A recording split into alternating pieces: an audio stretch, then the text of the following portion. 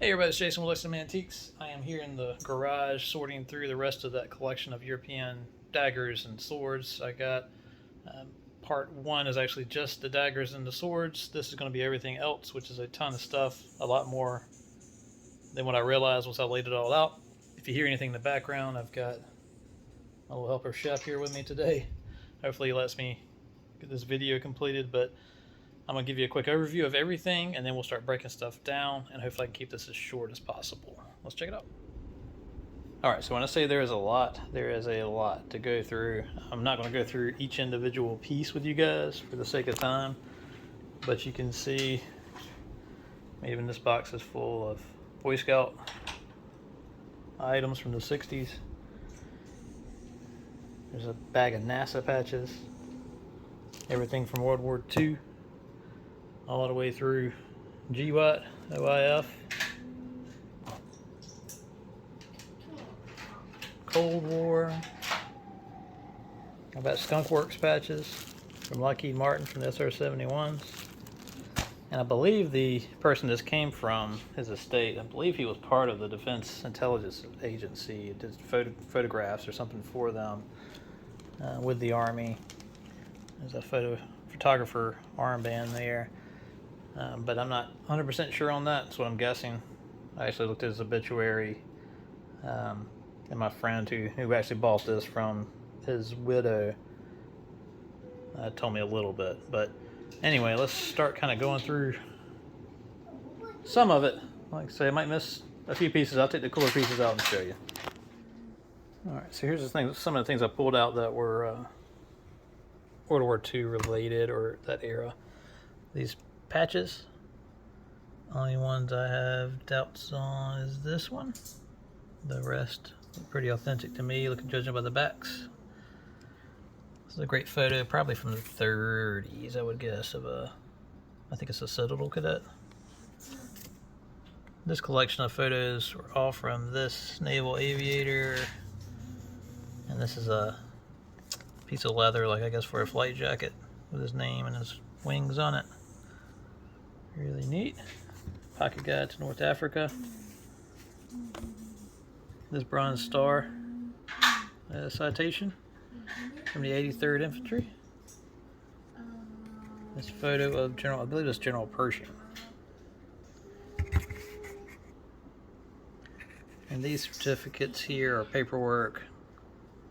I can't remember what they were for. I'd use a translator on them, but they look a bit too crisp and new for me to think that they're authentic, but you guys let me know what y'all think in the comments. Let's check out the next batch. Alright, here are some Russian medals, Cold War era. See the CCCP. Some other Russian things. That's like the victory in Germany where he's crushing the swastika, holding the child. Gorbachev.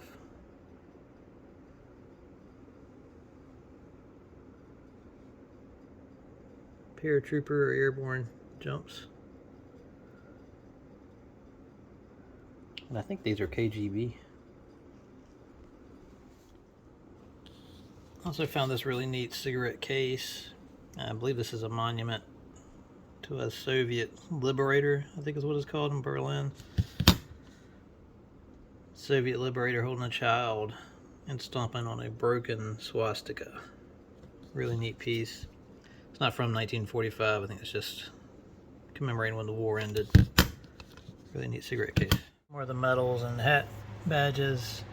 I believe these four are the only ones I've found that are reproduction, because they have English written on the back of them, but the rest of these seem authentic.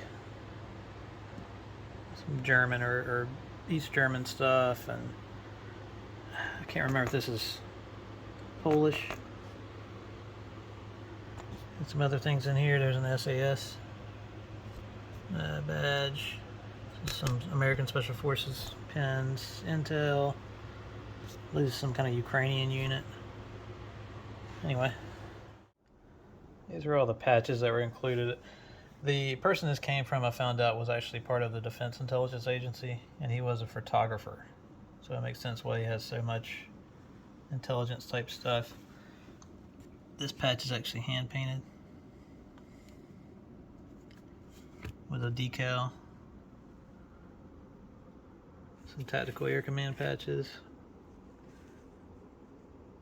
Lots of Air Force.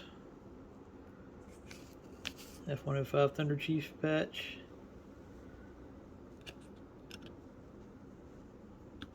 I think Pararescue.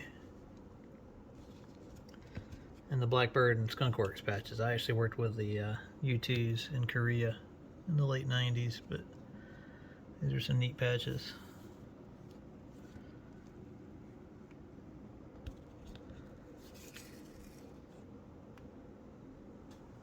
And he also had this armband, U.S. Army photographer, an official war photographer patch.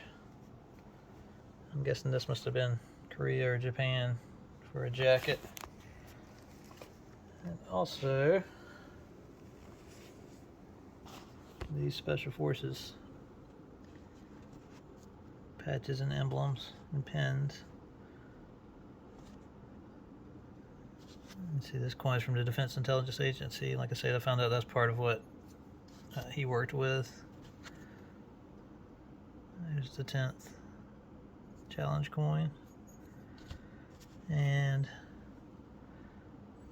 a Colin Powell challenge coin when he was the chairman of the Joint Chiefs. Let's see what else we got. All right, here's some more stuff out of that lot. This is, I believe this is all Iraqi freedom era. Some of these shoulder boards. Here's a Camp Cedar plate, license plate, vehicle plate. And these are some Vietnam era. These are the MIA bracelets. I looked some of these up. This colonel was actually released and served well into the 80s. I think unfortunately these two were pilots and air crew when they were actually shot down and lost. Ordnance piece from a plaque, I guess. Here's some DUIs. Cool old 70s bumper stickers from the South Carolina National Guard. And these are training booklets that would have been used, I'm guessing, so soldiers could identify, or maybe they had exercises. It would just kind of give them a breakdown of what Russian IDs and stuff would have in them, which I think are really neat. I grew up in the Cold War era when I was a young kid. As you can see, it's got English and for training on the back. Really cool pieces. Alright, and here's a pretty good amount of Boy Scout patches, 1960s encampments and stuff. I'm not really into too much Boy Scout items, but these are pretty cool because they're older. But these are some really cool patches here. The Air Explorers. It has little wings and some information about them. These also are in a bag with information about them. You can see they were an aerospace encampment. Pretty neat patches. And a whole stack of NASA patches, Apollo patches, and it's like a Mission to Mars patch, and tons of those, and a lot of skiing patches. Anyway. Alright, here's a bunch of shoulder boards. Communist. Some ropes with some shoulder boards. A box of straps.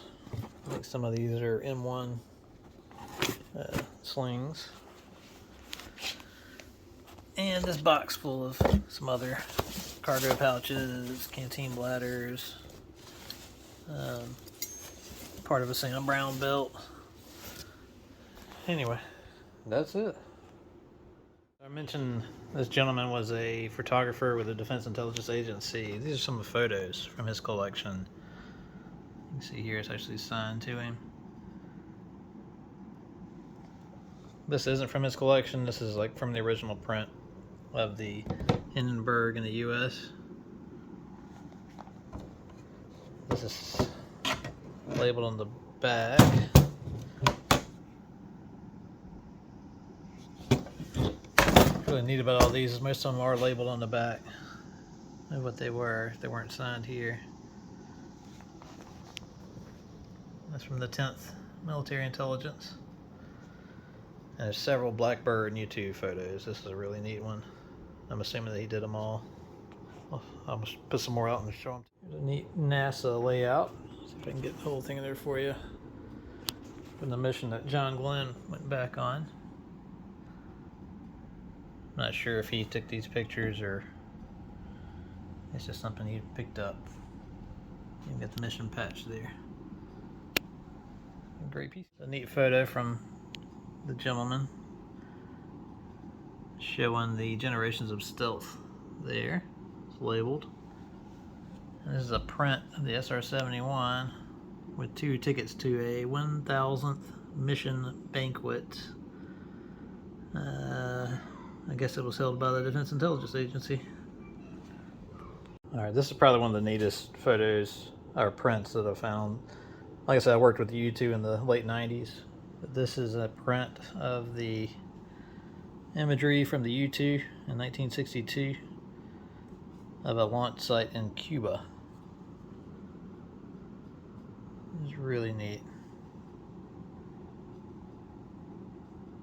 Alright, so that's all, pretty much all from that lot. There was a few things I didn't put in there, just some filler kind of stuff, but stay tuned because I'm always buying stuff. I've got another pick coming up in the next couple of weeks. Hopefully I'll have a whole nother batch of Vietnam related stuff. Stay tuned. Thanks for watching.